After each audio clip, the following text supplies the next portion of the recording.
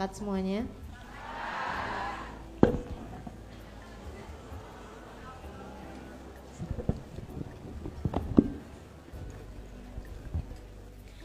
Assalamualaikum warahmatullahi wabarakatuh.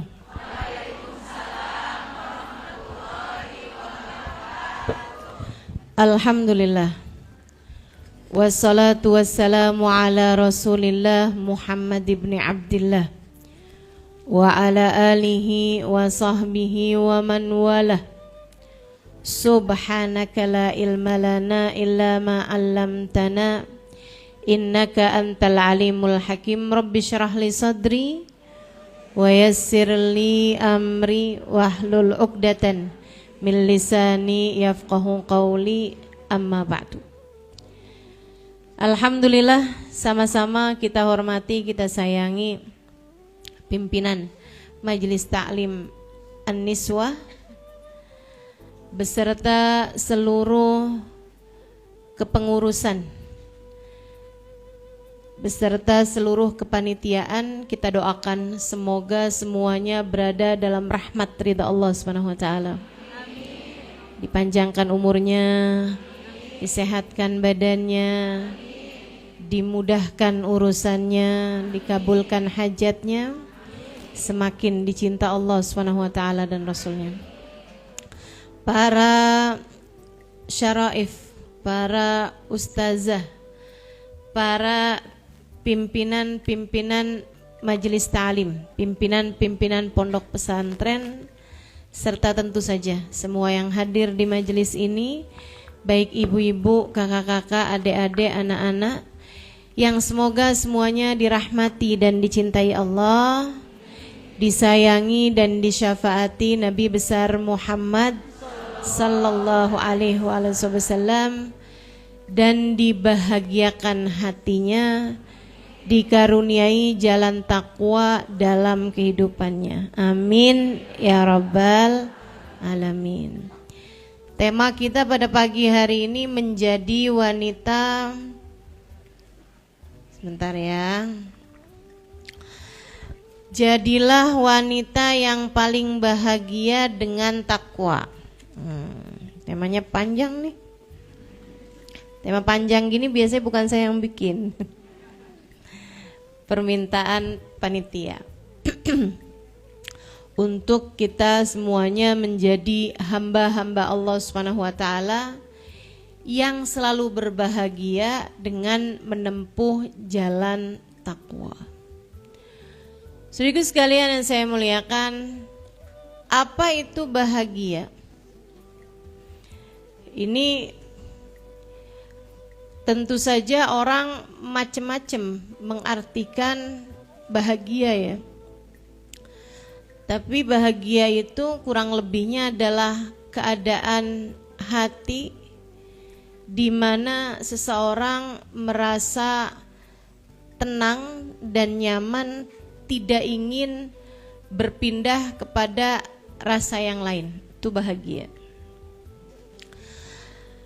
Kalau orang lagi sakit dan dia tidak merasa nyaman, dia pasti akan bilang bahwa dia tidak bahagia.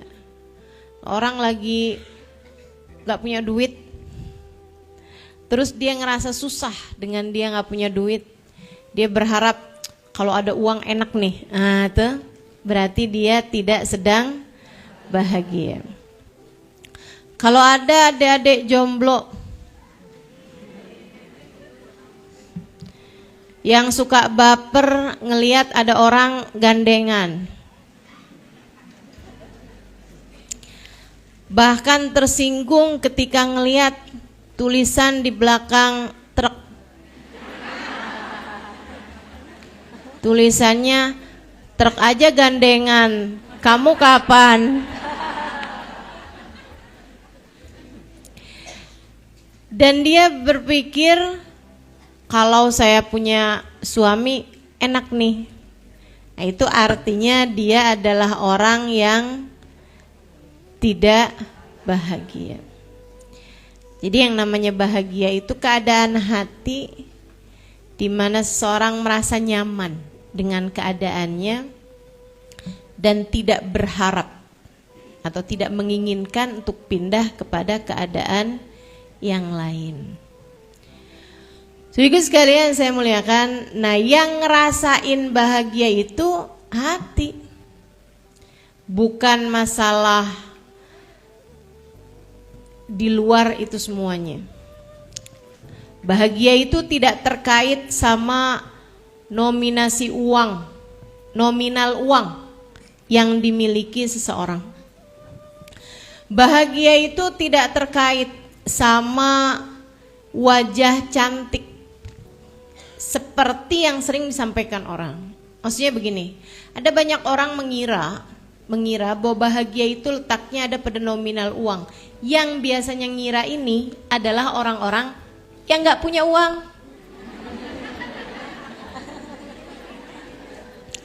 Dia kira kalau duitnya banyak, dia bahagia.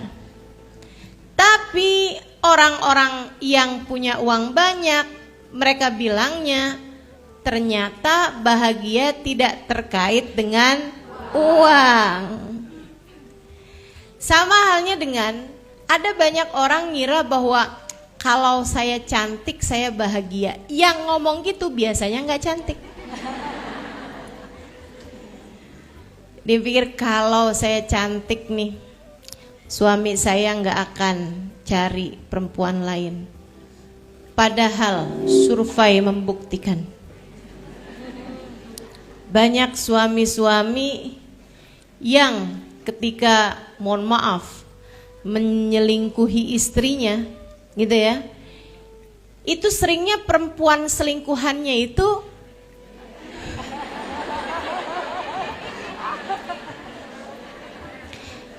tidak secantik istri sahnya. Masya Allah. Itu menunjukkan bahwa kebahagiaan itu memang tidak terkait sama wajah gitu kan. Karena yang cantik-cantik juga bilang gitu, ternyata wajah cantik bukanlah jaminan kebahagiaan. Banyak orang mengira kalau saya jadi orang terkenal, dimuliakan orang di mana-mana, saya akan jadi seorang yang bahagia. Survei membuktikan ada berapa banyak orang-orang terkenal yang kemudian menjadi pecandu obat-obat penenang. Orang kalau minum obat penenang tuh kenapa? Ya karena nggak tenang, kan begitu? Nah, nggak tenang itu keadaan di mana dia ingin berpindah kepada keadaan yang lain. Artinya adalah bahwa dia tidak bahagia. Maaf, sebelum saya lanjutkan, itu kain biru yang di belakang itu boleh diangkat aja gak? Kesian yang di luar. Cek.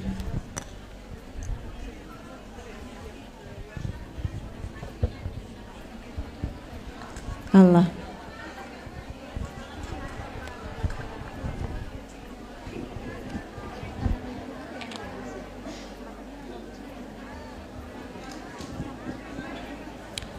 Tolong pastikan aja sama panitia yang di luar untuk tidak ada laki-laki yang melintas.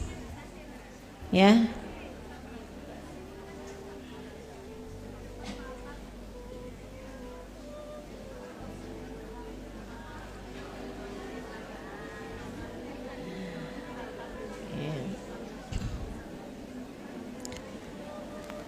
Ini ada banyak teman-teman kita di atas juga ya.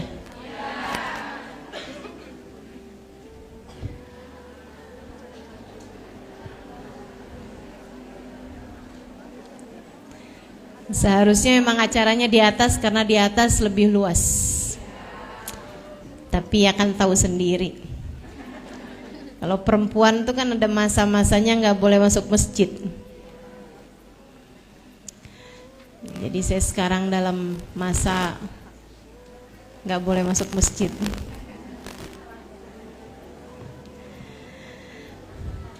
Ini banyak ibu-ibu yang bisa masuk masjid malah akhirnya jadi nggak masuk masjid. Gara-gara saya. Padahal kalau duduknya di atas malah pahalanya lebih banyak karena bisa diniatkan i'tikaf. Gimana kalau yang sekarang di bawah naik ke atas?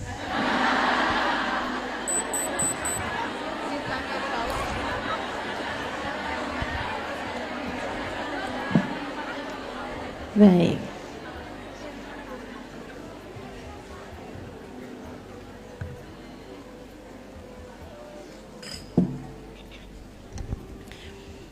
So, ibu sekalian yang saya muliakan, kembali kepada pembahasan kita nih. Artinya, bahagia itu tidak terletak pada sesuatu hal yang di luar dirimu sendiri. Bahagia itu letaknya ada pada hati kita sendiri. Bahagia kita letaknya di hati kita. Nah, sekarang gimana nih caranya bikin hati jadi bahagia? Saudara sekalian saya muliakan, saya akan sampaikan kepadamu tips-tips bahagia.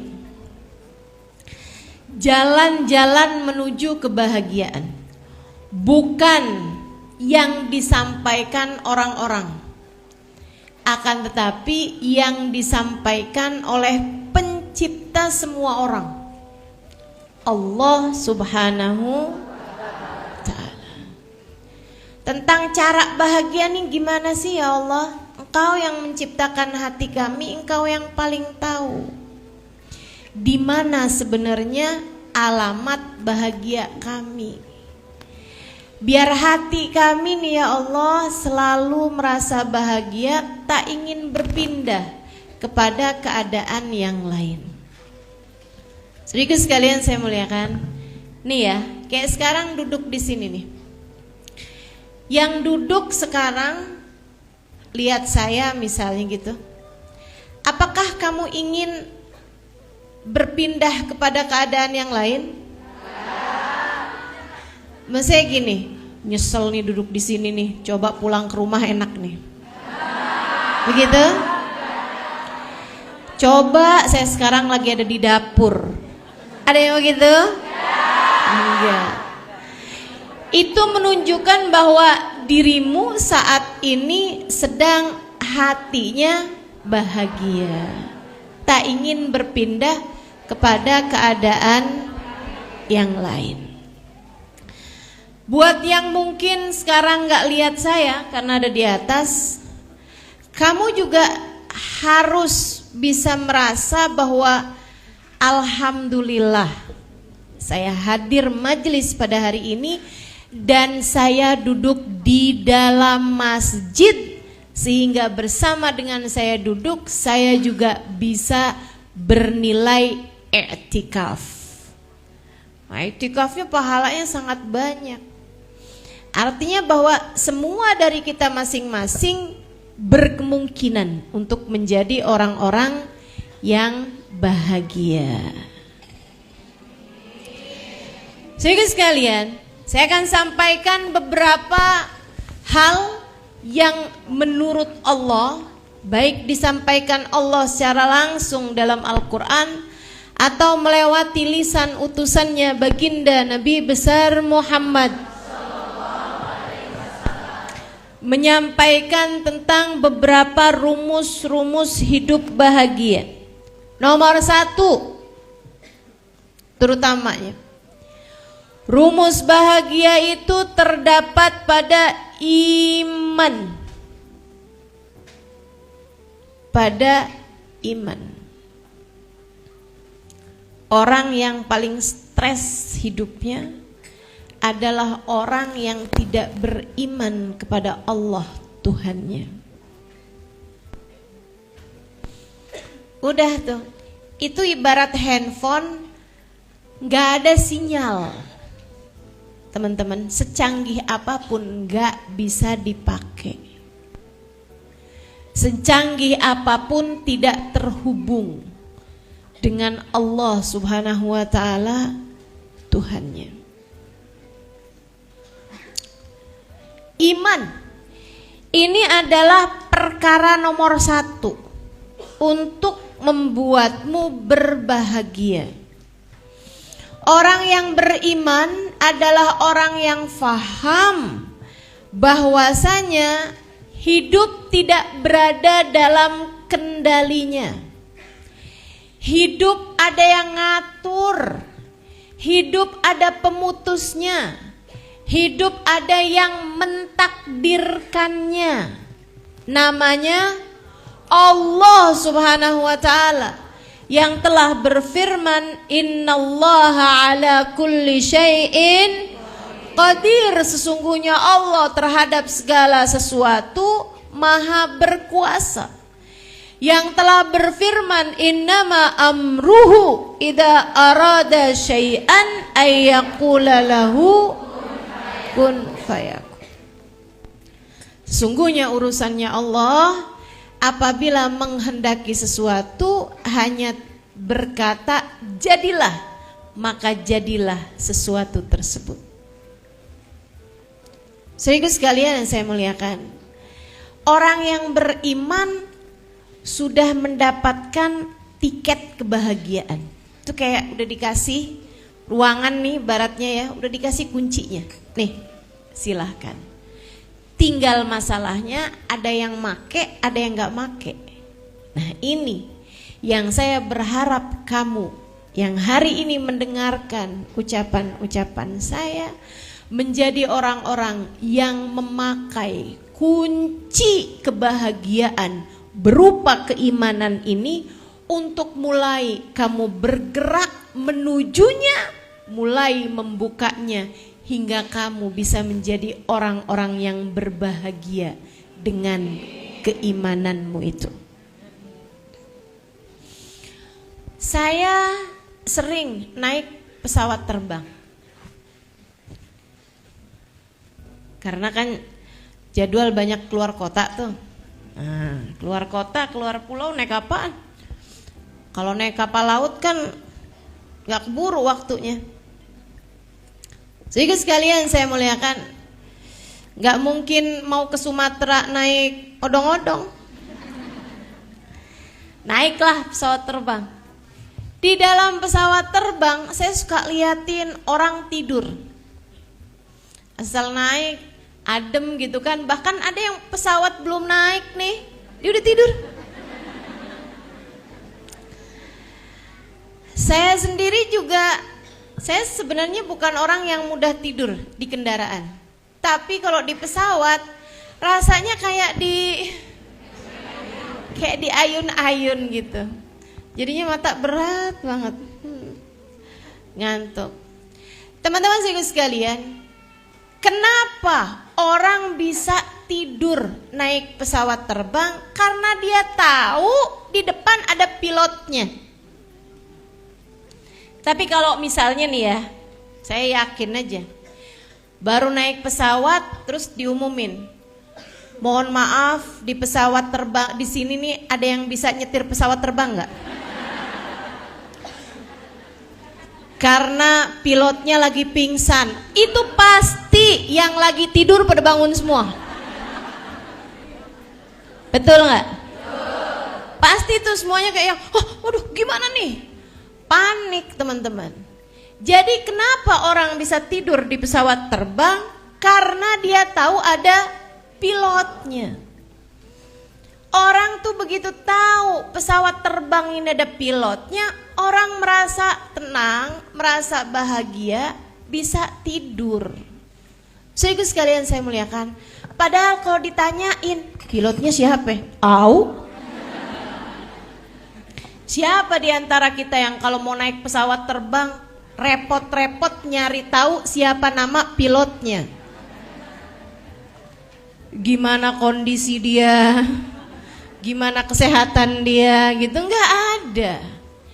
Kita udah merasa cukup tenang. Ini adalah maskapai yang cukup kredibel, misalnya ya, cukup akurat, cukup aman.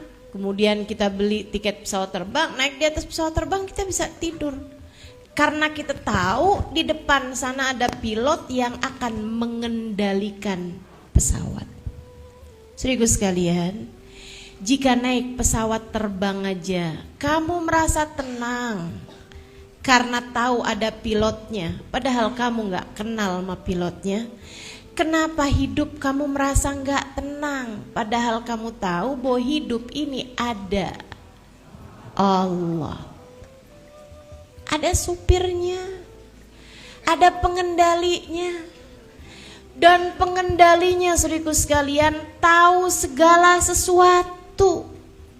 Bukan hanya itu, pengendalinya tahu yang terbaik untuk dirimu. Pengendalinya tahu persis siapa kamu dan apa yang kamu perlukan untuk hidupmu.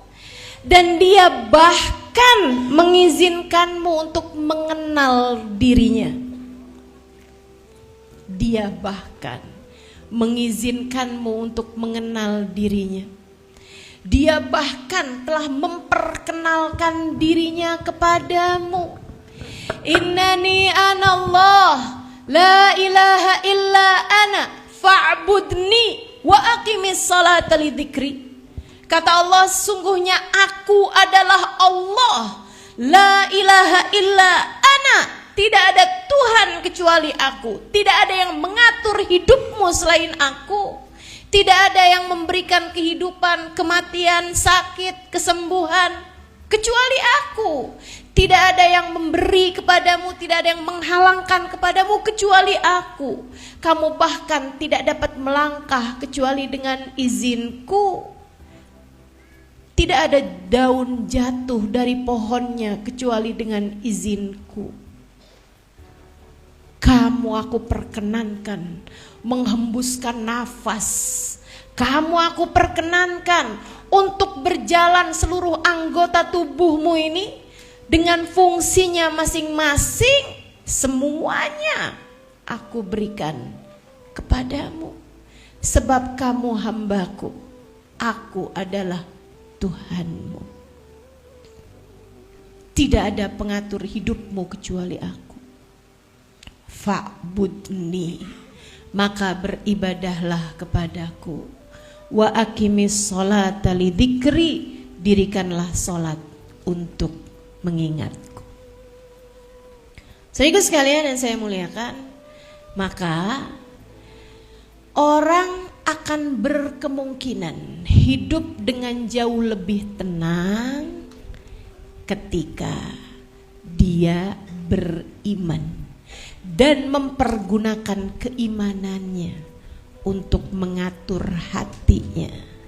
Selalu ingat bahwa pengendali kehidupan, pengatur kehidupan hanya satu, namanya Allah. Tenang tuh.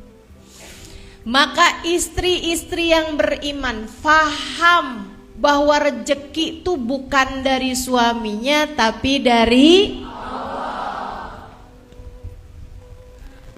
Maka adik-adik jomblo tenang hatinya ketika dia faham bahwa jodoh dalam genggaman Allah.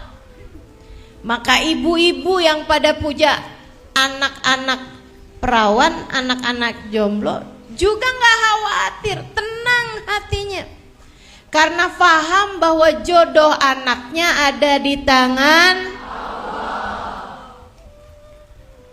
Dek, pacaran tidak mendekatkanmu kepada jodoh. Ini harus saya ulang-ulangi dimanapun.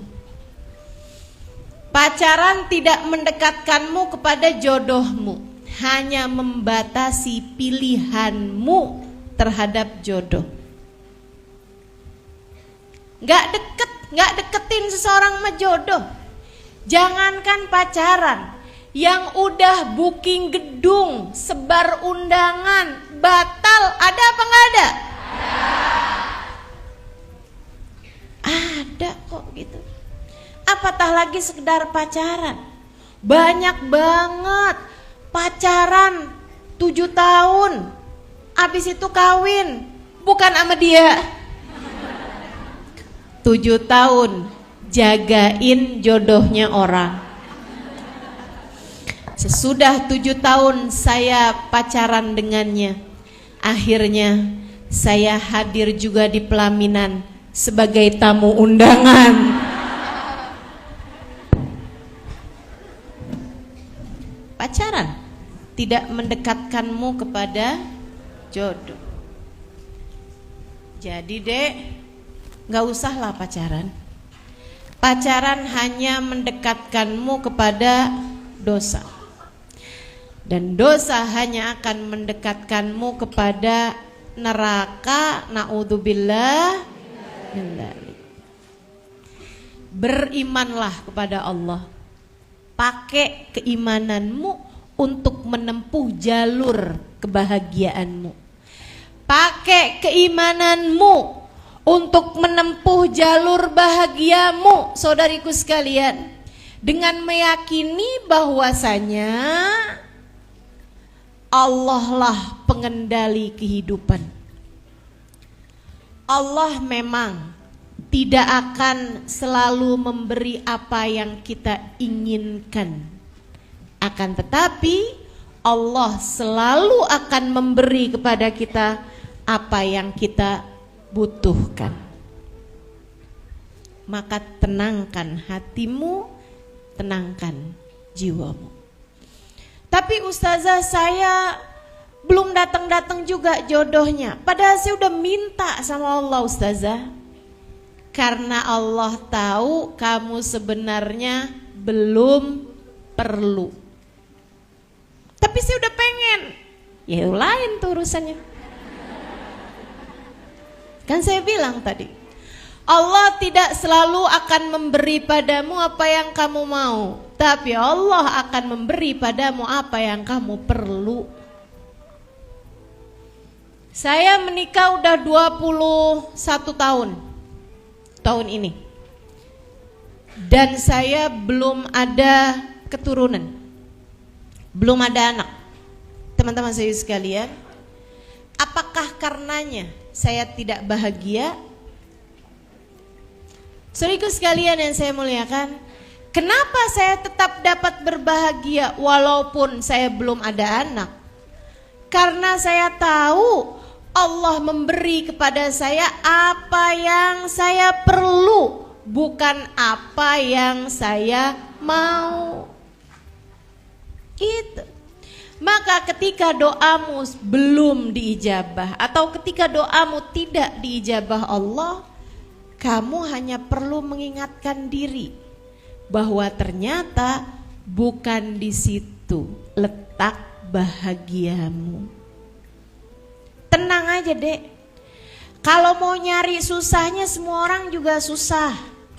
Kamu ngerasa, ini saya susah nih karena saya belum punya suami. Kamu pikir yang udah punya suami gak susah?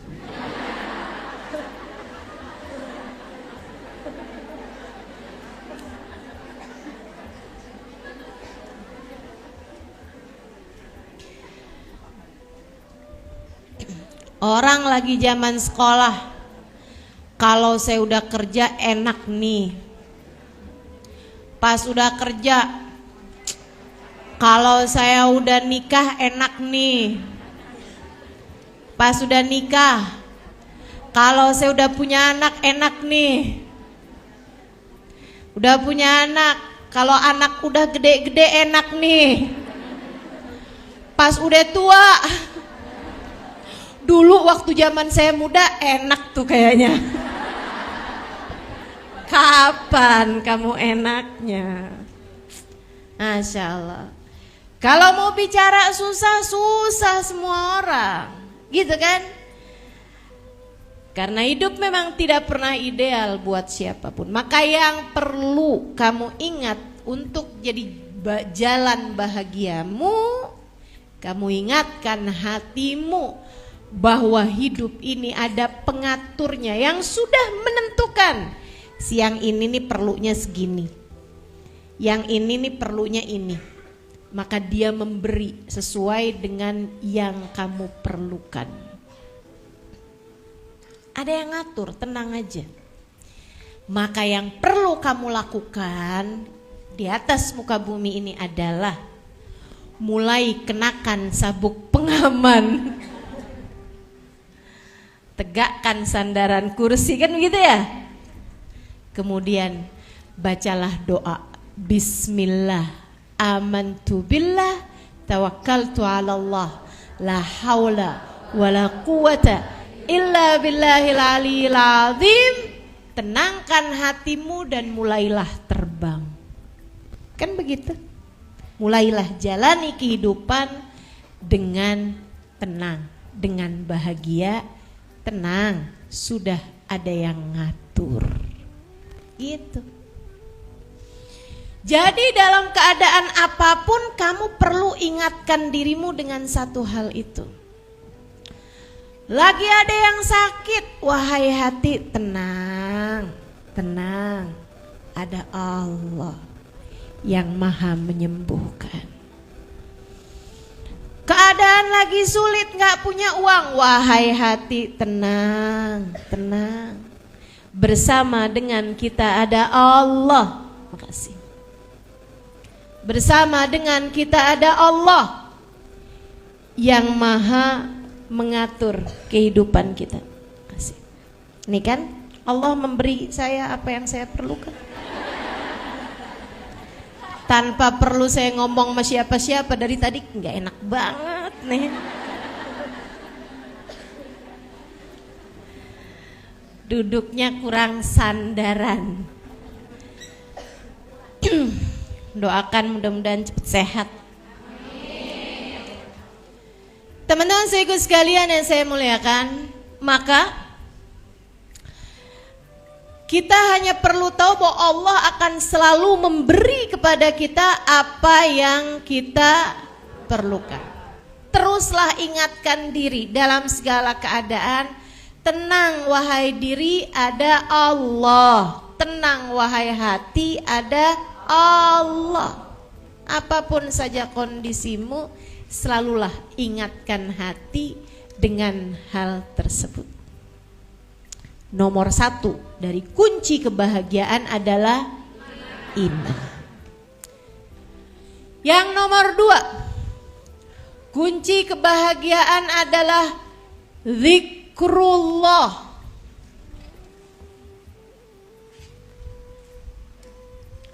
Kunci kebahagiaan adalah ingat Allah. Dengan keimanan tadi, kamu hanya perlu untuk memakai kuncinya, mengingatkan hatimu tentang Allah Subhanahu wa taala. A'udzu billahi minasyaitonir rajim. Alladzina amanu wa tatma'innu qulubuhum bidzikrillah. Ala bidzikrillahi tatma'innul qulub. Kata Allah, alladzina amanu, orang-orang yang beriman, wa tatma'innu qulubuhum bidzikrillah, hati mereka senantiasa tenang bidzikrillah karena mengingat Allah. Ala bidzikrillah tatma'innul qulub. Ketahuilah, hanya dengan mengingat Allah, hanya dengan mengingat Allah yang didasari dengan keimanan, tatmainnul qulub, hatimu menjadi tenang. Hanya dengan mengingat Allah yang didasari dengan keimanan yang tadi itu, maka hati akan menjadi tenang.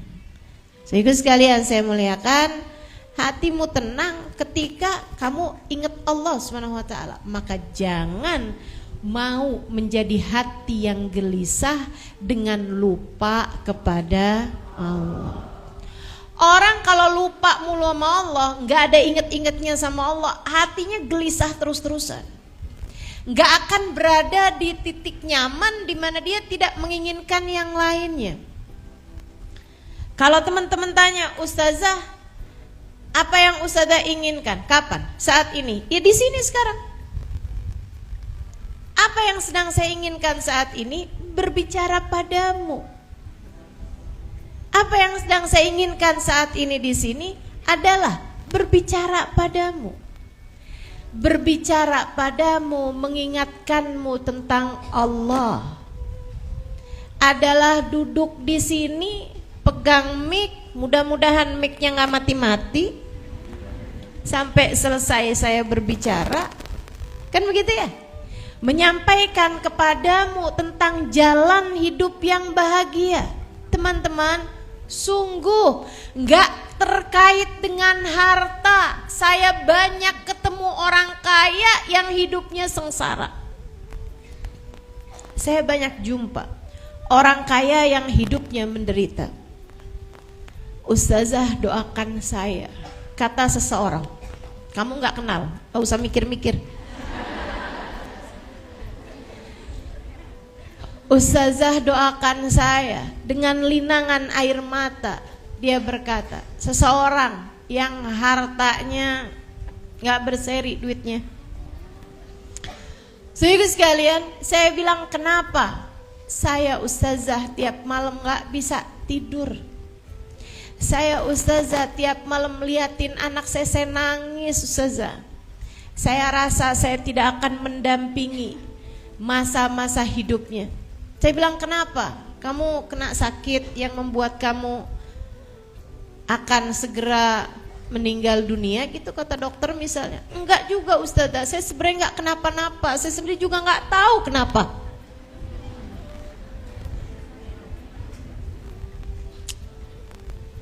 Ya Allah, ya Allah. Ada begitu banyak orang-orang di atas muka bumi ini, saudara sekalian, punya harta melimpah ruah, hidup mereka belum tentu bahagia. Yang berilmu hidupnya nggak bahagia banyak. Artis misalnya gitu ya, penyanyi orang terkenal misalnya, yang memutuskan untuk bunuh diri, bukan satu, bukan dua teman-teman. Ada banyak di antara mereka yang seperti itu, yang kecanduan barang-barang terlarang karena merasa hidupnya sangat menderita. Ada banyak, saudaraku sekalian yang saya muliakan, orang-orang cantik-cantik, kaya-kaya yang hidupnya merasa menderita. Ada banyak di antaranya, ada banyak. Jadi kalau kamu berpikir bahwa kalau aja saya kaya tuh saya nggak bakalan kayak gini nih, kalau aja saya cantik saya nggak bakalan kayak begini, kalau aja saya terkenal gitu, dimuliakan orang gitu, saya nggak akan kayak begini. Kamu salah alamat, salah alamat dalam kebahagiaan. Hatimu itu loh dek, hatimu itu loh bu, kak, nak, ada dalam genggaman Allah. Dan Allah subhanahu wa ta'ala telah menyampaikan bahwasanya hatimu akan aku jadikan tenang di saat hatimu mengingat aku. Allahnya bilang begitu. Ala bidzikrillahi tatmainnul qulub. Ketahuilah, hanya dengan mengingat Allah hati merasa tenang, hati merasa bahagia. Siapa manusia yang hidupnya paling bahagia di atas muka bumi ini? Baginda kita Nabi besar Muhammad sallallahu alaihi wasallam. Hingga dengan kebahagiaan hatinya beliau mampu membahagiakan orang lain, bukan satu, bukan dua, bahkan jutaan umatnya di dunia hingga kelak di hari akhirat nanti. Saudaraku sekalian yang saya muliakan, baginda kita Nabi besar Muhammad, manusia yang hidupnya paling bahagia dunia hingga akhirat. Karenanya Allah menyampaikan tentang beliau,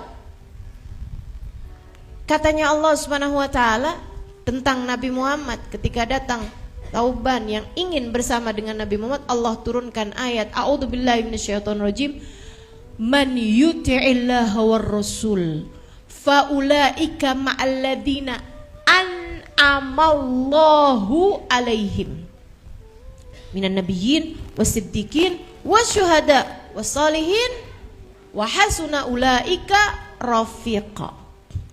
Kata Allah, siapa yang taat kepada Allah, siapa yang taat kepada Rasulullah Muhammad sallallahu alaihi wasallam, kayak Thauban ini nih, Faulaika ma'alladzina an'amallahu alaihim. Dia nih yang taat sama Allah dan Rasulnya akan dikumpulkan bersama dengan Nabi Muhammad. Tapi Allah ketika menyebutkan tentang Nabi Muhammad dan orang-orang bahagia yang bersama dengan Nabi Muhammad, Allah menyebutkan bahasanya an'amallahu alaihim, orang-orang yang paling nikmat hidupnya.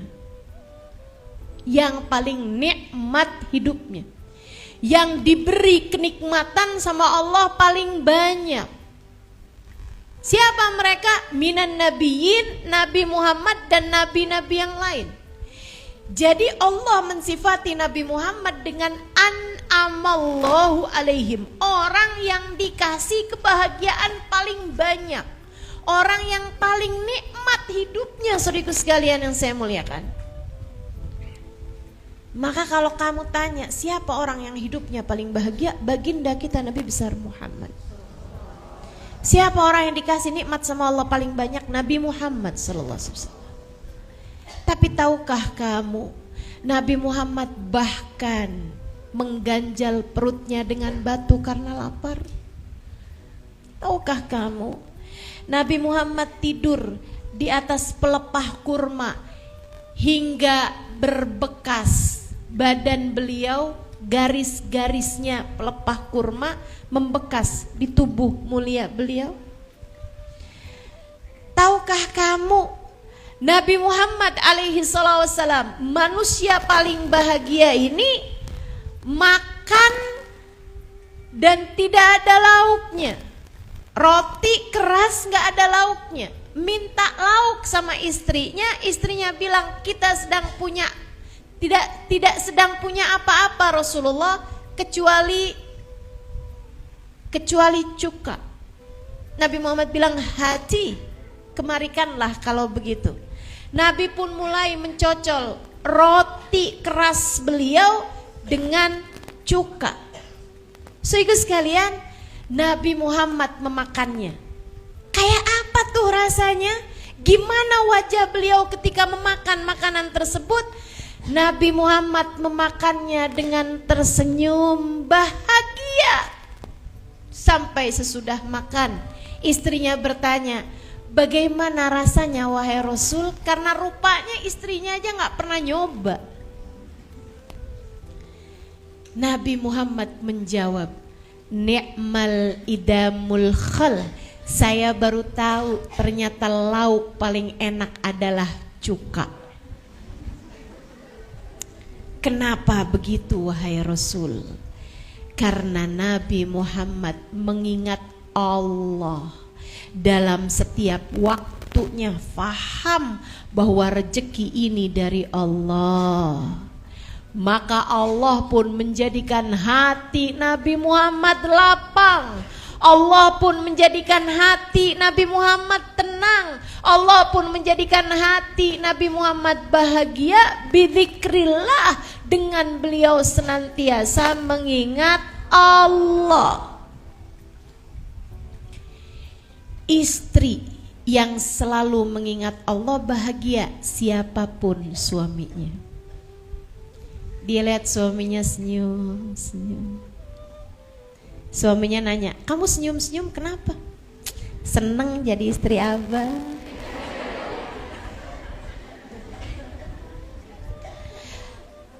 Saudara sekalian, siapapun aja suaminya, istri yang bahagia akan bahagia dan akan membahagiakan orang di sekelilingnya. Kenapa gitu?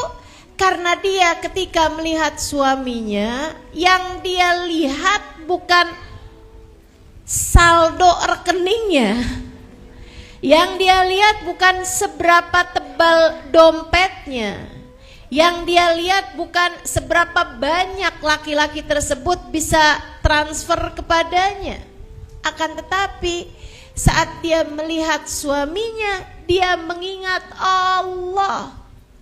Inilah laki-laki yang Allah jadikan surgaku berada dalam tangannya.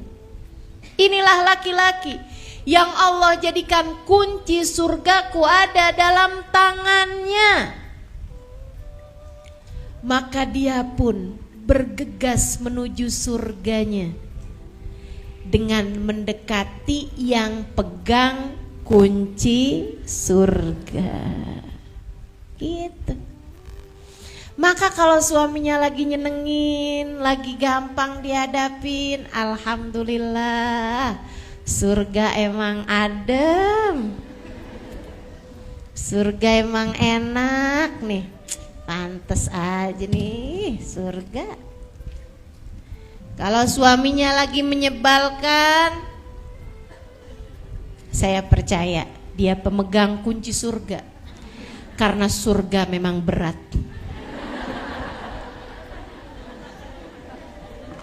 Masuk surga tuh dikirain ringan aja, berat. Makanya hadiahnya surga. Kalau ringan jalaninya, hadiahnya paling kipas angin atau Indomie sekerdus. Karena berat jalaninya, makanya hadiahnya surga. Tapi hatinya bahagia dalam segala keadaan apapun.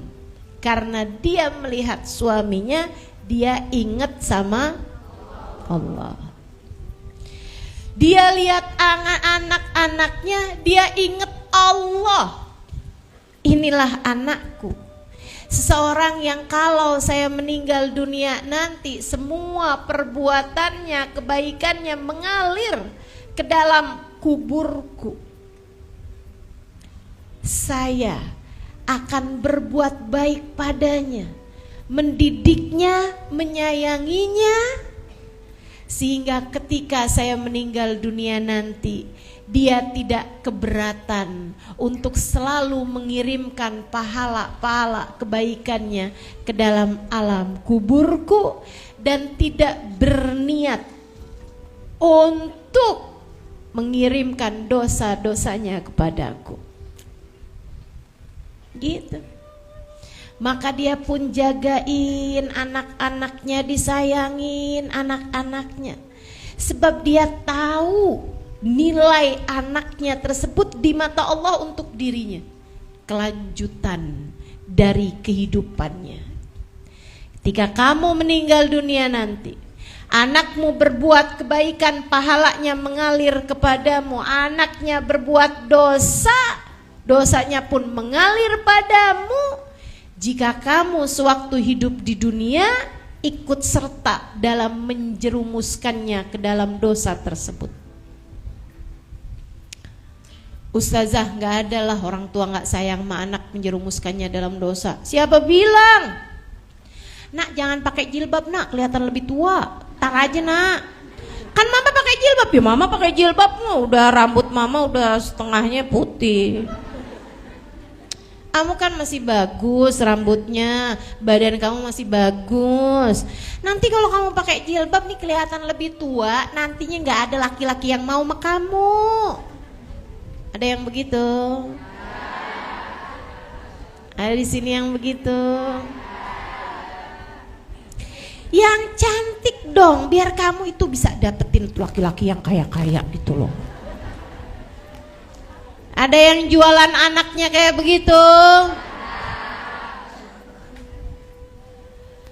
Saudaraku sekalian yang saya muliakan, nih ibu-ibu nih yang tidak paham bahwasanya anak kelanjutan perbuatanmu, Bu. Kelanjutan perbuatanmu nantinya. Kamu baru mama anggap anak yang berbakti kalau kamu udah bisa bikinin rumah buat mama ya. Di kota, mama udah bosan tinggal di kampung. Ini orang tua apa preman yang modelan begini nih? Ya Allah, ya Allah, ya Allah. Jangan salahkan siapa-siapa. Kalau anak-anak kemudian menjadi orang yang untuk mendapatkan harta menghalalkan segala cara, hingga kalau kamu meninggal dunia nanti hanya akan ada dosa-dosa yang terus mengalir ke dalam alam kuburmu sudah kamu meninggal dunia nanti. Na'udzubillah min dzalik. Saudaraku sekalian yang saya muliakan, maka istri yang bahagia akan akan mengingat Allah dalam hubungannya dengan suaminya, dalam dia bersikap kepada suaminya. Ibu yang bahagia akan selalu mengingat Allah terhadap hubungannya dengan anak-anaknya. Anak yang bahagia akan selalu melihat Allah, mengingat Allah dalam hubungannya dengan orang tuanya. Dia nggak berani ngomong kasar kepada orang tuanya. Kenapa? Sebab Allah meletakkan keridhaan Allah ada pada ridhonya orang tua. Dan Allah meletakkan kemurkaan Allah ada pada kemurkaan orang tua. Dia melihat Allah pada diri orang tuanya. Pada diri orang tuanya. Tapi orang tua saya nggak soleh, Ustazah. Dek, Kak, kita nggak pernah bisa milih dari orang tua semacam apa kita lahir di atas muka bumi ini. Kita nggak pernah bisa milih dari orang tua macam apa kita keluar ke atas muka bumi ini. Akan tetapi kamu bisa milih perlakuan macam apa yang akan kamu perlakukan kepada orang tuamu itu. Sebab hubungan anak dengan orang tua adalah apa yang sudah Allah tetapkan untuk menjadi jalan kehidupanmu. Untukmu yang punya orang tua yang soleh, punya ibu yang soleha, punya bapak yang soleh, berbahagialah. Mudah bagimu untuk menjadi anak yang berbakti kepadanya. Tapi untukmu yang punya orang tua yang kurang soleh, yang punya orang tua yang bahkan tidak bertanggung jawab pada anaknya, misalnya bapakmu meninggalkanmu, ibumu juga begitu kepadamu, menuntut banyak hal kepadamu, misalnya dari urusan-urusan dunia. Dek, yang sabar, lihat Allah. Allah lah yang sudah menentukan itu semua. Dan ketika kamu menjalaninya dengan terus mengingat Allah Subhanahu wa taala, kamu terus berbuat baik kepada orang tuamu meskipun mereka tidak berbuat begitu, maka pahala yang sangat besar bagimu. Kamu mungkin untuk menjadi seseorang yang tercinta di sisi Allah Subhanahu wa taala karena baktimu kepada orang tuamu itu. Tenang, semua jalan hidup ini seperti film yang sudah ditentukan oleh sang sutradara untuk kamu jalani. Kamu hanya perlu menjalaninya dengan cara yang terbaik. Tetaplah tersambung dengan Allah. Tetaplah mengingat Allah. Tetaplah faham bahwa pengatur kehidupan dunia ini adalah Allah Subhanahu wa ta'ala.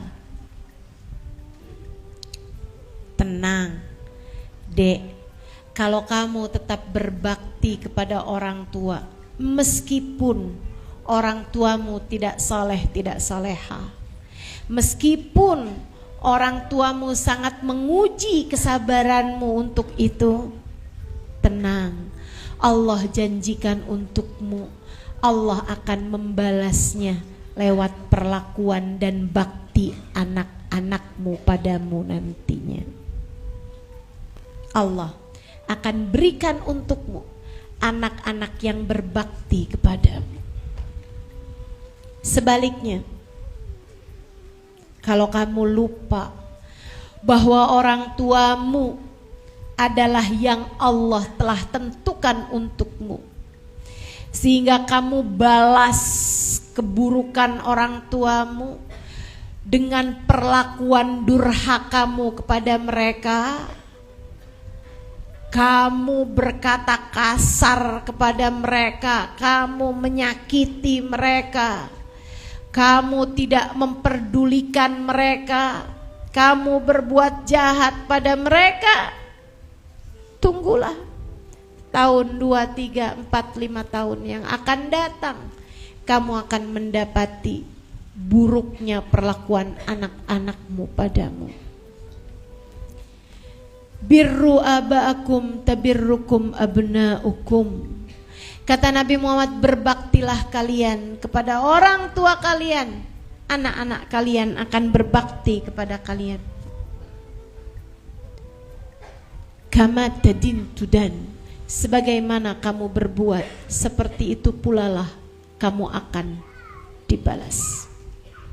Dulu Baba Maliam pernah bercerita, ada seorang ayah diseret sama anaknya turun dari tangga rumah, dari atas tangga tuh diseret sama anaknya.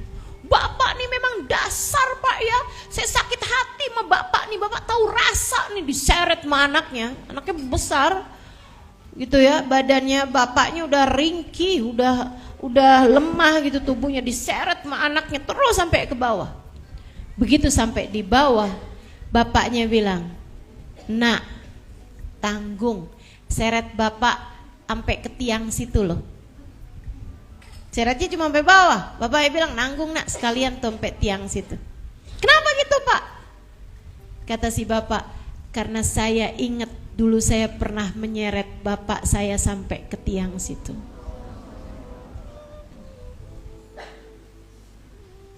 Hanya akan mendapatkan balasan.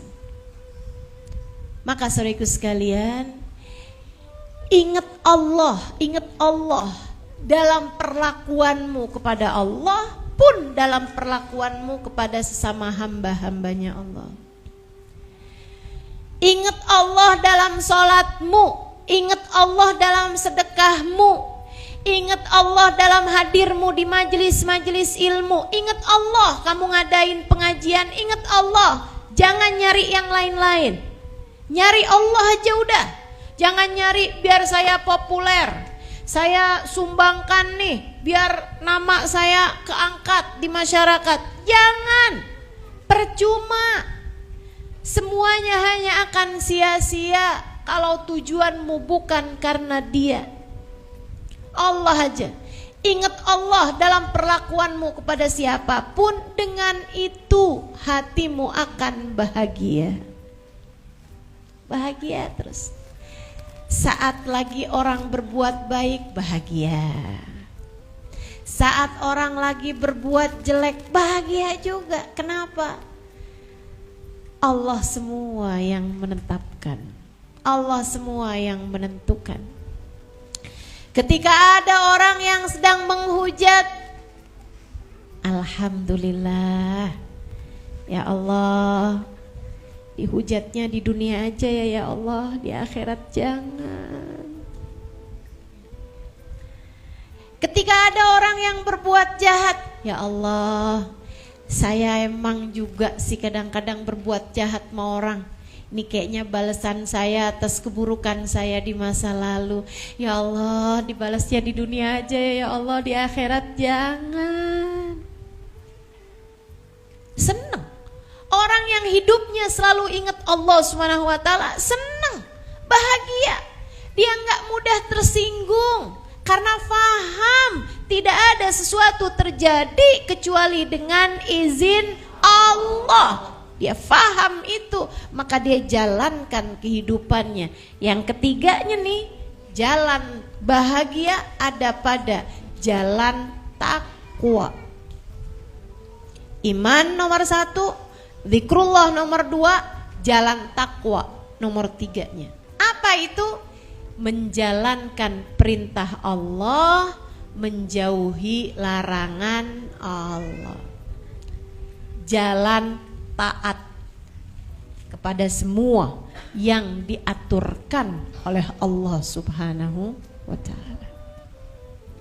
Dosa, meski semanis apapun kelihatannya, hanya akan membuat hatimu gelisah. Makanya Nabi ketika menyebutkan definisi dosa, udah gak ada deh yang lebih benar daripada Nabi Muhammad alaihissalam. Manusia gak ada yang lebih benar daripada Nabi Muhammad. Saya bisa percaya bisa enggak omongan orang lain, akan tetapi omongan Nabi Muhammad saya akan mempercayainya sepenuh hati saya. Sebab semua ucapannya adalah wahyu dari Allah Subhanahu wa taala. Nabi ketika mendefinisikan dosa, nih saudara sekalian, Nabi ketika mendefinisikan dosa, Nabi Muhammad bilang al-ithmu ma haka fi sadrik wa karihta an yattali alaihin nas. Dosa adalah sesuatu yang menggelisahkan hatimu, sesuatu yang terasa gatal di hatimu, sesuatu yang hanya bikin hatimu galau, sesuatu yang bikin rasa hatimu gak enak, gak nyaman. Dosa adalah ketidaknyamanan di hati dan sesuatu yang kamu gak suka kalau orang lain tahu. Itu dosa. Itu dosa. Jadi sekalian yang saya muliakan, jadi kalau kamu mau tahu Ustazah ngomelin anak dosa apa enggak, liatin aja. Kamu kalau abis ngomel sama anak, terus kamu lihat anakmu pas lagi tidur, nyesel enggak? Gatel enggak hati kamu? Gelisah enggak hati kamu? Itulah yang kata Nabi Muhammad, dosa tuh ya itu dia tuh. Sesuatu yang menggelisahkan hati, bikin gak nyaman hati, bikin gak enak hati. Saudara sekalian, kamu habis bohong, gelisah gak hati kamu? Nyaman gak hati kamu? Gak nyaman. Kayak, aduh gimana nih ya, wa karihta an yattali alaihin nas, dan kamu gak mau kalau sampai orang tahu kebohonganmu. Kamu gak mau kalau sampai orang tahu bahwa kamu marah-marahin anakmu. Nah tuh, begitu kamu gak suka ada orang lain lihat, begitu kamu gak suka ada orang lain tahu, itulah yang namanya dosa. Kamu bangun di waktu malam baca Quran, kalau sampai ada yang tahu, seneng apa susah? Seneng. Buktinya orang kagak ada yang tahu aja kamu suka cerita-cerita. Pagi-pagi kelihatan ngantuk banget. Tanyain sama suaminya, kamu kok lemes banget sih? 11 rakaat bang semalam. Abang tidur aja, saya bangunin juga. Gak ada yang tanya. Seneng kamu kalau ada orang lain tahu gitu kan. Kenapa? Bukan dosa. Kalau dosa kamu gak seneng. Kamu gak seneng orang lain tahu. Sehingga sekalian yang saya muliakan, jadi definisinya dosa tuh sesuatu yang bikin hati gak bahagia. Maka jangan pernah berpikir bahwa dosa membahagiakanmu. Enggak. Jadi dek, jangan kamu pikir orang pacaran tuh bahagia. Enggak banget. Bahagia sih dikit, susahnya banyak. Coba aja tuh lihat orang pacaran, seneng semenit, 2 menit, 3 menit gitu kan. Abisnya itu pacaran aja isinya beranteman mulu loh. Betul apa enggak? Gitu kan. Kamu tuh kenapa sih? Saya WhatsAppin enggak kamu balas. Ya kan kamu WhatsApp jam, saya balas kan. Iya tapi kamu balasnya jam, saya WhatsAppnya dari jam 10 pas. Kamu balasnya jam 10 lewat 5 menit kamu kemana? Ya ampun.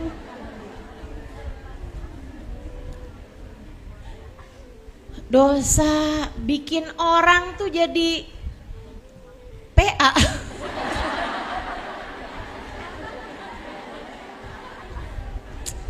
Orang kalau lagi jatuh cinta tuh teman-teman, jatuh cinta sama orang ya, cinta sama manusia, biasa gitu. Itu emang suka rada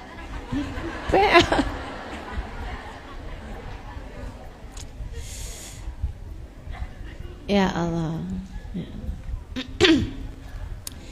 Jadi bahagia ada pada jalan taat. Semakin orang tenggelam dalam jalan taat kepada Allah, dia patuh aja apapun yang diperintahkan. Sholatnya benar, zikirnya iya, selalu ingat Allah, gitu kan ya. Sholawatannya iya juga gitu. Jalan taat dijalanin, semakin hatinya bahagia teman-teman. Dia sama suaminya hormat, dia sama anaknya sayang, dia sama orang tuanya sayang, dia sama saudara-saudaranya sayang, hatinya semakin bahagia. Hablum minallah benar, hablum minan nas benar, orang bahagia. Saudaraku sekalian, semakin tenggelam dalam dosa, semakin gelisah hatinya. Percaya saya. Saya pernah bikin satu tulisan, satu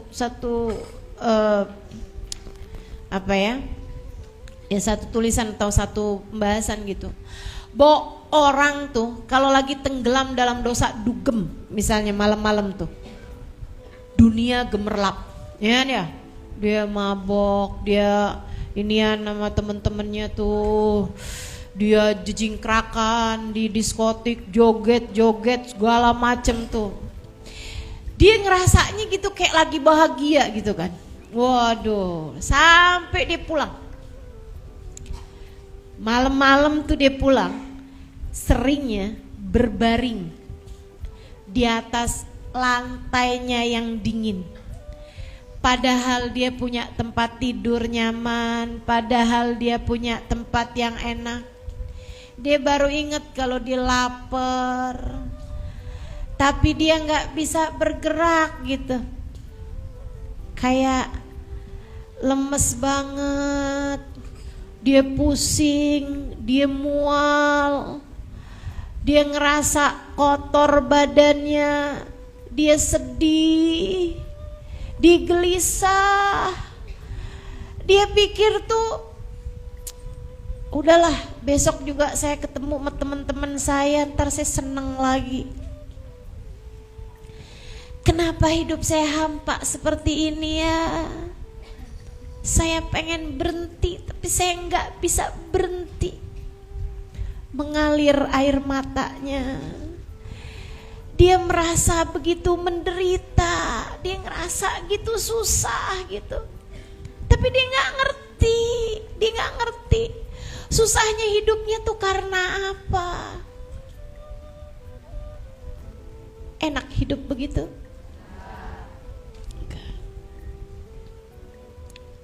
Enggak. Sehingga sekalian, ada seorang kakak datang sama saya dengan linangan air mata. Ustazah, doain adik saya ustazah.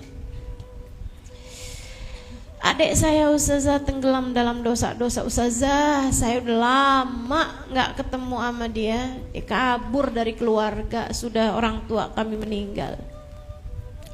Dia bilang satu hari saya dapatin saudara saya ini ustazah, ada fotonya lagi pakai pakaian renang, pegang botol minuman keras. Cantik teman-teman, sangat cantik. Bodinya udah kayak, iya, itulah ya, body goal kata orang sekarang. Sehingga sekalian saya muliakan, saya bilang ya udah gini aja, saya bantu doa. Nanti kalau sampai satu hari nanti kamu ketemu lagi sama dia, saya cuma pesan sama kamu satu hal aja, jangan dimarahin dan disayangin. Kalau kamu mau nanya nggak usah nanya. Kalau kamu mau nyuruh dia, nggak usah nyuruh dia untuk nutup aurat atau sholat atau apa gitu.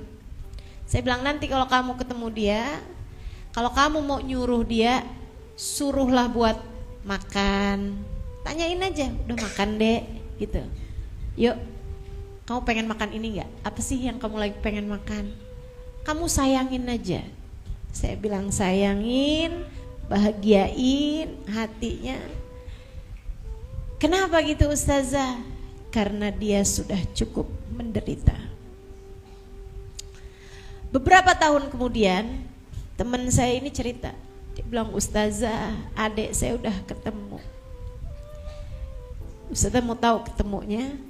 Jadi ada temen adik saya, dia bilang kenal sama keluarga kami. Satu waktu telepon sama abang, dia bilang kasih tahu lokasinya, selamatin adiknya. Abang saya pergi Ustazah ke sebuah bekas hotel yang sudah nggak kepake. Isinya itu tempat yang sudah sangat tidak terawat, kelihatannya banyak jangkis, banyak pecandu-pecandu itu pada narkobaan di situ gitu. Dibilang bau campur antara bau pesing, bau bau muntah, bau kotoran manusia, ya, campur sama bau minuman keras, campur sama bau asap-asapnya barang-barang haram, bau rokok, bau segala macem tuh. Ustazah masuknya udah bikin mual. Dia bilang abang saya datang ke sana udah dikasih tahu bekas nomor kamar sekian gitu. Dia bilang abang saya begitu buka kelihatan adik saya Ustazah dalam keadaan udah overdosis dengan busa-busa keluar dari mulutnya gitu. Dia bilang dan dalam keadaan tanpa selembar benang pun.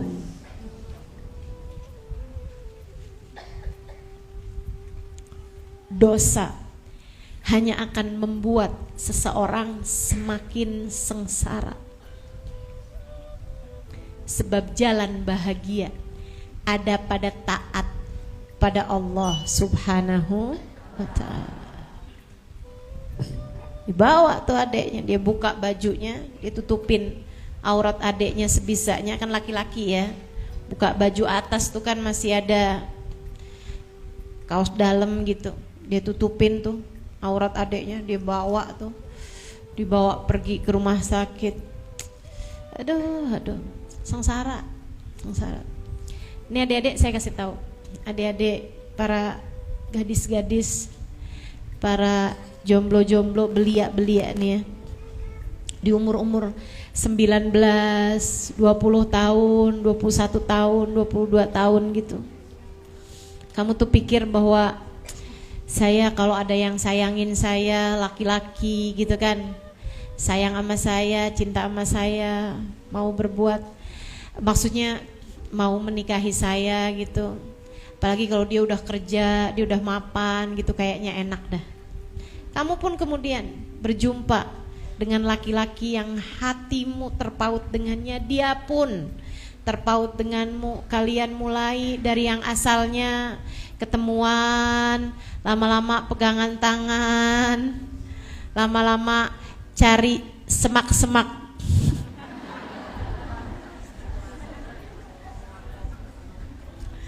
Ya Allah, cari kebun raya sini nih ya. Ya Allah, kamu nggak tahu setan tuh dek ngelabuinnya luar biasa. Kamu merasanya kayak lagi bahagia gitu hati kamu. 1 jam tak bertemu serasa setahun lamanya.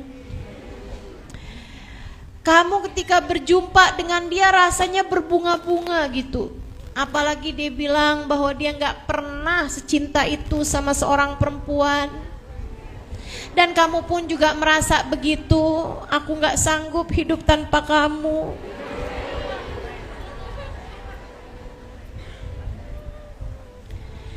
Teman-teman saudaraku sekalian yang saya muliakan, adik-adik nih dengerin saya. Maka kemudian setan pun mengelabui kalian berdua, sampai haram zina pun kalian kerjakan. Sekali, 2 kali. Sampai kemudian satu hari kamu merasakan ada sesuatu yang hidup di dalam perutmu itu. Dek, bahagia macam apa yang kamu mau cari dengan jalan perbuatan dosa? Itu hanya akan membuatmu sudah berada di neraka sebelum neraka nantinya, jika kamu tidak bertaubat darinya. Pun pula kalau sampai kehamilan terjadi padamu, adakah kamu mau belum aja anakmu akan lahir dalam keadaan tidak halal? Dan kamu mau tahu, anak yang gak halal itu dek, walaupun kamu menikah dengan laki-laki yang menghamilimu, itu dia sama bapaknya tidak terhubung. Bapaknya tersebut tidak sah untuk menjadi wali nikahnya. Bapaknya itu dia tidak saling memberi warisan ketika meninggal dunia. Gak ada hak waris. Adikku sayang, pikirkan jauh-jauh. Belum lagi yang kamu kira bahagia itu tidak bahagia. Yang ada adalah kegelisahan demi kegelisahan. Dek, orang hamil itu halal aja berat, gimana haram coba? Orang melahirkan itu dengan setengah nyawa, melahirkan yang halal diridhoi aja berat. Separuh nyawa, perjuangan seorang ibu. Mau kamu melahirkan seorang anak yang bahkan ianya terhukum sebagai anak yang tidak halal? Meskipun semua anak suci, yang najis, yang haram adalah perbuatan orang tuanya. Pikirkan panjang-panjang dek, beberapa menit itu bisa berbahaya padamu. 9 bulan untuk kemudian seumur hidup anak tersebut, bahkan seumur hidupmu, bahkan bisa jadi bukan hanya seumur hidupmu di dunia, akan tetapi seumur hidupmu di akhirat. Kamu bisa kehilangan tiket keselamatan, kamu bisa kehilangan tiket surga, kamu bisa kehilangan tiket kebersamaan dengan Nabi Muhammad hanya karena beberapa menit dosa zina yang kamu lakukan. Adik-adikku sayang, berpikirlah panjang, berpikirlah panjang. Bukan di sana letak bahagiamu. Itu hanyalah jalan kesengsaraan dan penderitaanmu dunia sebelum kelak di akhirat nanti. Tidak ada jalan bahagia selain dengan taat kepada perintah Allah. Jalan dosa hanya mendekatkanmu kepada petaka demi petaka. Jalan dosa hanya akan mendekatkanmu kepada derita demi derita. Jangan percaya, jangan percaya sama bisik rayu setan. Jangan percaya sama apa yang disampaikan oleh orang-orang di luaran sana tentang manisnya cinta semalam, tentang indahnya kekasih gelapku. Percaya aja sama saya, sebab saya menyampaikan sesuatu yang datang dari Allah. Saya menyampaikan sesuatu yang telah disampaikan Nabi besar Muhammad sallallahu alaihi wasallam, yang saya dapati dari guru-guru orang-orang mulia yang telah menunjukkan kepada kita jalan cara hidup bahagia. Bahagiamu ada pada taat pada Allah Subhanahu wa taala. Saya ceritakan tentang bahagia Adik-adik saudaraku sekalian, kalau kamu bertanya, Ustazah, kapan Ustazah merasa paling bahagia? Saya bahagia, tapi kapan Ustazah paling bahagia? Saya sampaikan padamu, kebahagiaan paling bahagia dalam hidup saya adalah ketika saya berlari-lari menginjak karpet yang sangat empuk. Saya berlari-lari menuju makamnya. Ketika pintu itu dibuka, haru buncah dalam dada saya. Ketika sambil berlari-lari hati saya berdegup kencang. Assalamualaikum ya Rasulullah, Assalamualaikum ya Habiballah, Assalamualaikum ya Mustafa, Assalamualaikum ya Mujtabah, Assalamualaikum ya Sayyidi ya Rasulullah.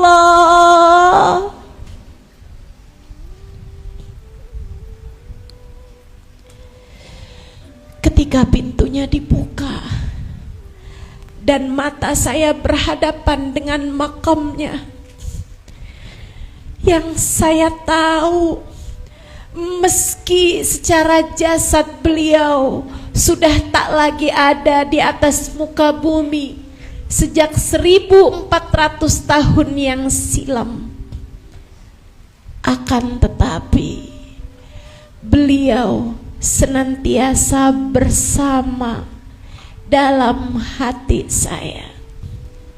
Saat tiap hari saya menceritakan tentang kehidupannya, saat tiap hari saya menceritakan tentang kalam-kalam hadis-hadisnya, tentang setiap hari saya akan berdiri bersama dengan, nyaris setiap hari saya akan berdiri bersama dengan puluhan, ratusan, ribuan muslimah, dan kita akan sama-sama bersama berkata, ya Nabi salam alaika, ya Rasul salam alaika, ya Habib salam alaika,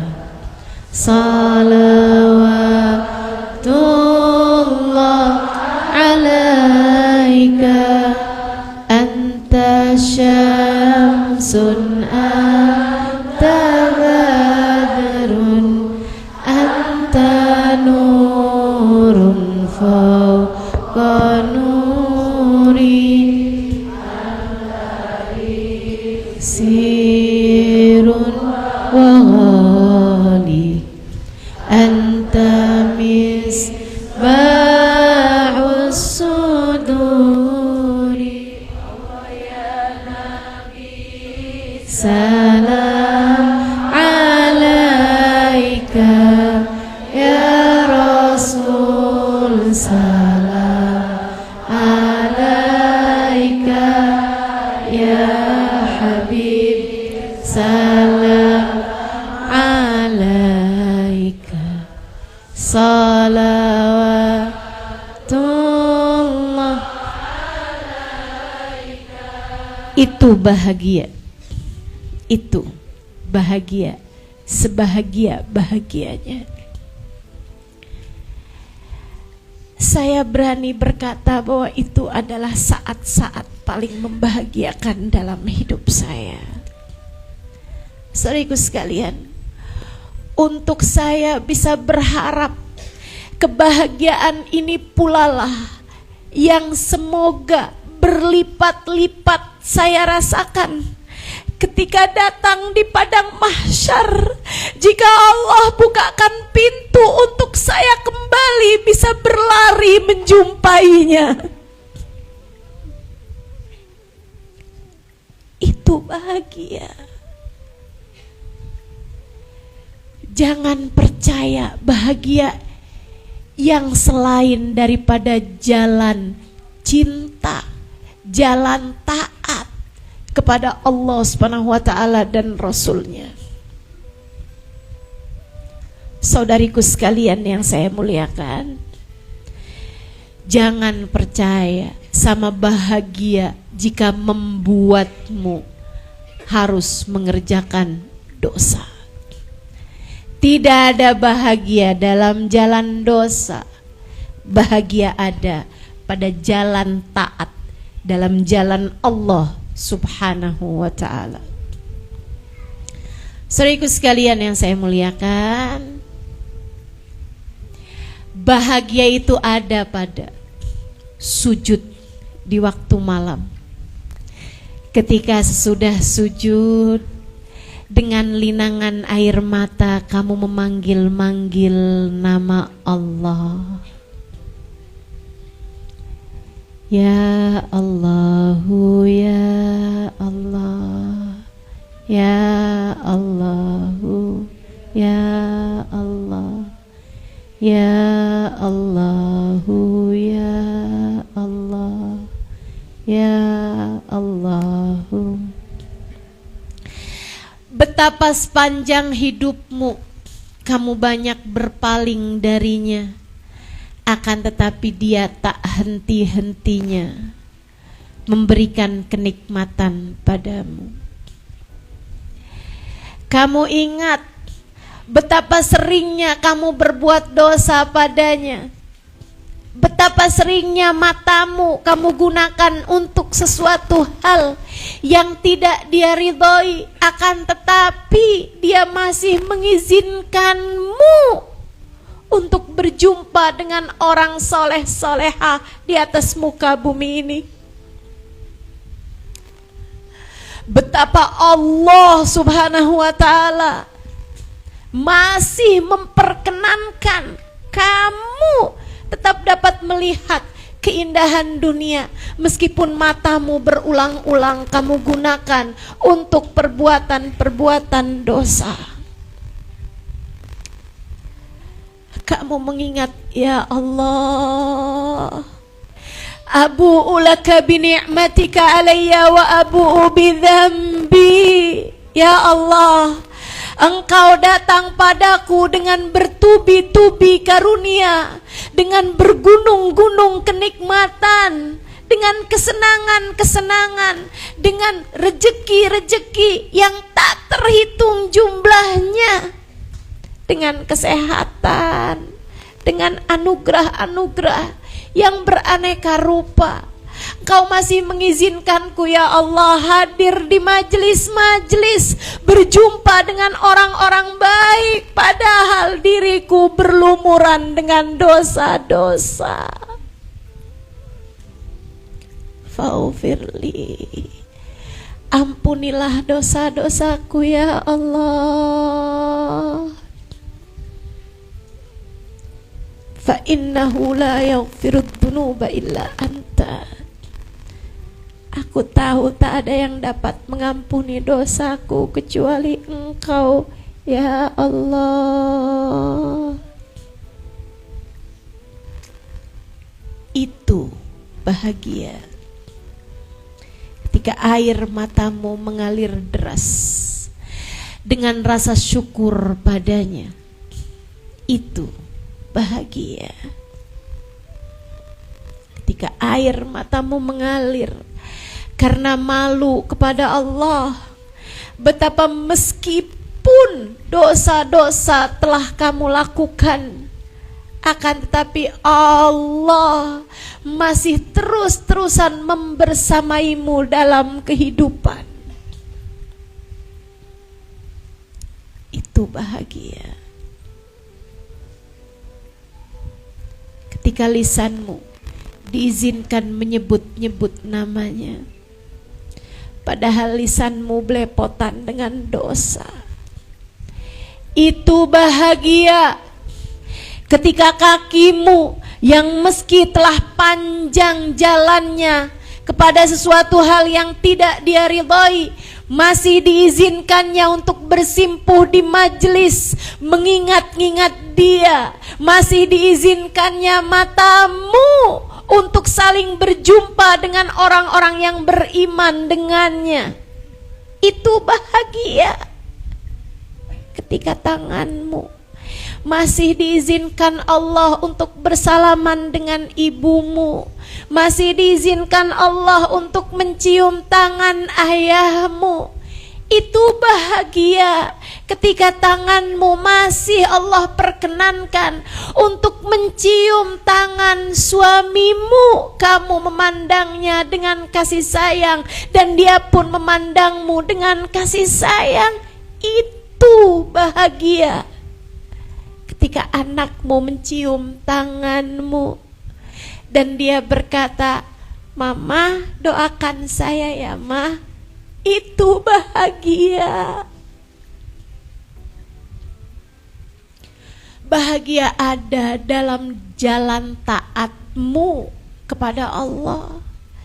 Bahagia ada dalam saat kamu melewati kehidupan dengan penuh ketakwaan. Saudaraku sekalian, bahagia ada pada keimanan. Bahagia ada pada zikrullah. Bahagia ada pada jalan takwa. Yang terakhir, bahagia ada pada jalan cinta. Sebagaimana yang telah saya sampaikan tadi, bahagia ada dalam jalan cinta kepada yang semestinya kamu cinta. Hatimu tuh bahagia kalau udah bener rutenya, jalan takwanya kamu jalani, hatimu penuh cinta kepada Allah, hatimu penuh cinta kepada Rasulullah, hatimu penuh cinta kepada orang-orang yang semestinya kamu cinta, yang dapat menyelamatkan hidupmu dari dunia hingga akhirat nanti. Para kekasih-kekasih Allah, orang-orang tercinta di sisi Allah, mereka punya syafaat untuk bisa menyelamatkan ketika nanti sampai kamu di akhirat dalam keadaan yang berbahaya. Ada tangan-tangan yang dapat mengangkatmu dari sana. Para kekasih-kasih Allah, cintai Sayyidah Fatimah Zahra, putri baginda kita Nabi besar Muhammad. Cintai Sayyidah Khadijatul Kubra, perempuan paling berjasa dalam ajaran agama Islam. Cintai Sayyidah Aisyatur Ridha, ustazah pertama, pendakwah pertama dalam Islam, Sayyidah Aisyah alaiha ridwanullah. Cintai para sahabat-sahabat Nabi Muhammad, wabil khusus al-hurafa'ur rasyidin, Sayyidina Abu Bakar, Sayyidina Umar, Sayyidina Uthman, Sayyidina Ali. Cintai para keluarga Nabi besar Muhammad sebagai jalan cintamu untuk mencari cintanya Nabi besar Muhammad. Seperti yang beliau sampaikan, ahibbullah lima yaghdukum bihi min ni'amih wa ahibbuni li hubbillah wa ahibbu ahla baiti li hubbi. Cintai Allah karena telah menganugerahkan kepada kalian berbagai kenikmatan. Cintai aku karena cinta kalian kepada Allah. Cintailah keluargaku karena cinta kalian kepadaku. Cintai keluarga Nabi, cintai para habaib, cintai para syaraif sebagai salah satu jalanmu menuju cintanya Nabi Muhammad, menuju ridha Allah SWT, menuju surga Allah SWT. Cintai para ulama sebagai pewaris-pewaris Nabi Muhammad. Al ulama warathatul anbiya. Ulama adalah pewaris para nabi. Cintai guru-gurumu yang dapat membimbingmu menuju jalan Allah, yang dapat memberitahumu jalan menuju surga. Cintai mereka, berkhidmatlah kepada mereka, doakan mereka. Berusahalah untuk melakukan sesuatu hal yang membuat mereka juga cinta padamu. Cintailah umat Nabi Muhammad sallallahu alaihi wasallam. Selain daripada seperti yang sudah saya sampaikan, cintai suamimu. Cintai suamimu. Jangan cintai suami orang. Cintai orang tuamu. Cintai anak-anakmu. Cintai saudara-saudarimu. Itu jalanmu menuju kebahagiaan. Teman-teman saudaraku sekalian, orang yang gak sayang sama saudaranya, hidupnya gak bakal bahagia. Lihatin aja deh, hidupnya tambah susah, tambah susah. Tuh yang suka rebutan warisan sama saudaranya, hidupnya susah, hidupnya gelisah. Walaupun kelihatannya hartanya banyak, teman-teman, itu di dalamnya penuh dengan kehampaan, penuh dengan kepalsuan. Orang yang gak sayang sama saudaranya tuh, liatin aja tuh, gak bakalan seneng hidupnya.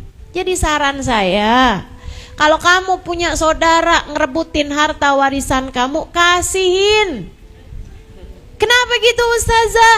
Karena uang masih bisa kamu cari di tempat yang lain. Tapi saudara, mau gimana ceritanya pindah kakak? Saya nggak apa-apa kehilangan uang, saya nggak mau kehilangan saudara. Ini kalau ada saudara ngerebutin harta warisan kita, kasihin sama dia, nggak apa-apa, kasihin. Oh Ustazah mah karena Ustazah duitnya banyak. Bukan masalah itu teman-teman. Tapi yang namanya uang tuh bisa kamu cari di tempat yang lain. Betul? Apalagi ini saya kasih tahu nih, Allah tuh kalau lihat kamu melepaskan dunia, kamu melepaskan dunia yang direbutkan sama yang lain-lain, Allah akan gantikan untukmu dunia yang jauh lebih menyenangkan bagimu. Percaya saya. Percaya saya. Gak usah susah-susah ngelepasin dunia kamu. Jadi kalau kamu nih hadir di satu majelis, berkatan kamu direbutin sama orang lain, kasihin. Betul? Nggak jadi barokah, Bu, Kak, Dek. Kalau dipengenin sama orang lain tuh nggak jadi berkah. Kasihin aja sama yang lain udah. Oh saya nggak kebagian dong Ustazah. Nggak apa-apa nggak kebagian. Noh di luaran sana noh banyak. Restoran Padang. Betul? Makanan bisa dicari, minum bisa dicari, iya kan ya? Tapi rahmatnya Allah, kasih sayang Allah susah nyarinya kalau kamu kelewat. Kalau kamu nih kelewat rahmatnya Allah, susah nyarinya. Nah rahmatnya Allah tuh didapat buat siapa? Buat yang paling banyak rahmatnya sama yang lain. Buat yang paling banyak kasih sayangnya kepada hamba-hambanya Allah. Ada kamu lihat orang gak kebagian, nih Bu buat ibu aja. Kan begitu tuh, nih buat kamu aja. Saudaraku sekalian yang saya muliakan, kamu kasihan sama dia, kamu rahmati dia, kamu sayangi dia. Allah kasih sayangnya kepadamu gak main-main. Allah sayang sama hamba-hambanya yang punya kasih sayang paling besar kepada sesamanya. Semakin kamu gak tegaan sama orang lain, Allah akan semakin gak tega sama kamu. Tapi semakin kamu berusaha menguasai, berusaha mendapatkan, semakin kamu tega sama orang lain, bahkan yang haram-haram aja kamu kerjakan, Allah pun semakin tega kepadamu. Makanya sampai-sampai Nabi Muhammad mengatakan dalam salah satu hadisnya, man lam yubali min ayyi babin dakhala alaihi rizq lam yubalillah min ayyi wadin min audiyati jahannam alaka. Kata Allah, kata Nabi Muhammad, siapa yang tidak peduli dari pintu mana rezeki masuk kepadanya, bahkan dari yang haram-haram sekalipun dia gak peduli, maka Allah pun tidak peduli di lembah neraka jahanam yang mana Allah akan hancurkan dia. Siapa yang tidak peduli dari pintu haram masuk kepadanya rezeki, Allah pun tidak peduli dari lembah neraka jahanam yang mana Allah akan hancurkan dia. Kalau kamu gak peduli, rebut-rebutan nama yang haram-haram, maka Allah pun akan menghancurkanmu di akhirat, dan Allah akan DP-in kehancuranmu di akhirat nanti dengan ketidakbahagiaanmu di dunia ini. Lihatin aja tuh, kalau kamu buka TV teman-teman, itu cerita tentang kisah orang yang dihancurkan Allah dengan keharaman-keharamannya, penuh semuanya tuh. Buka aja TV. Orang korupsi dihancurkan, kan begitu? Dihancurkan dengan orang tersayang yang dia punya. Yang ngebuka korupsinya malah justru anaknya. Kan begitu tuh ceritanya di TV itu. Saya buka buat ngambil pelajaran, ya Allah, dunia ini ya penuh sesat. Dengan orang-orang yang sudah di DP-in sama Allah Subhanahu wa taala. Kehancurannya di akhirat dengan kehancurannya di dunia ini. Na'udzubillah. Maka jalan bahagia adalah lewat jalan cinta. Cintai, sayangi siapapun yang ada di atas muka bumi. Ini umat Nabi Muhammad, sayangin aja semuanya. Sayangin. Anak-anakmu sayangin, anak-anaknya orang juga sayangin, kan begitu ya? Sayangin. Saudaraku sekalian, siapapun ya sayangin. Apa yang kamu punya bagi, yang bisa kamu punya, yang bisa kamu miliki bagi. Saudaraku sekalian, itu rumus bahagia tuh, rumus bahagia. Yang nggak dipunya nggak usah dikepengenin, yang dipunya dibagi bersama dengan yang lain. Gitu.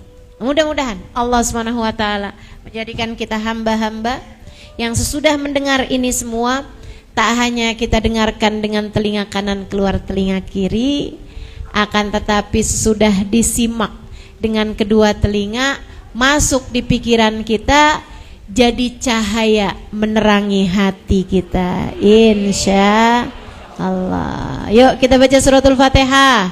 Kita minta pada Allah Subhanahu wa taala, semoga Allah membahagiakan hati kita, mengaruniakan jalan-jalan kebahagiaannya berupa keimanan, berupa zikrullah, berupa jalan taat, jalan takwa yang kita tempuh, dan juga jalan cinta untuk hati kita.